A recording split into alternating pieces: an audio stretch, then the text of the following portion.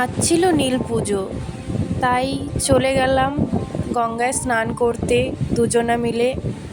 তো এটা আমার প্রথম নীল পুজো, আমাদের দুজনারই প্রথম নীল পুজো বলতে পারো।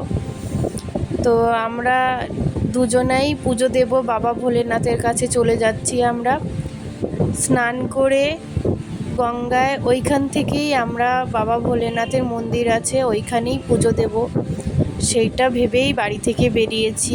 চলো দেখা যাক কী হয়। আমরা গঙ্গায় পৌঁছে গিয়েছি, তো এখন স্নান করে নেব। প্রচুর লোক আছে এখানে, সবাই স্নান করার জন্য ব্যস্ত আছে। তো আমরাও এখানে গাড়িটা পার্ক করে, এই যে মন্দির, এত সুন্দর মন্দিরটা দেখেই মনটা ভরে যাচ্ছে। তারপর গঙ্গা স্নান করব, তাই ফোনগুলো রেখে যাচ্ছি। তো স্নান করে দেখা হচ্ছে।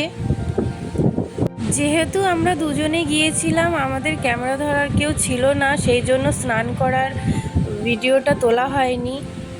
তো আমাদের এখানে স্নান করা কমপ্লিট হয়ে গেছে। আমরা সব ফুল, বেলপাতা, দুধ এইগুলো বের করে নিয়েছি, আমরা সব বাড়ি থেকেই নিয়ে গিয়েছিলাম।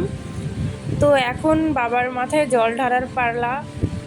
তো তোমরা কে কে নীল পুজোর উপোস থেকেছো অবশ্যই আমাকে জানিও, এটা আমার প্রথম ছিল।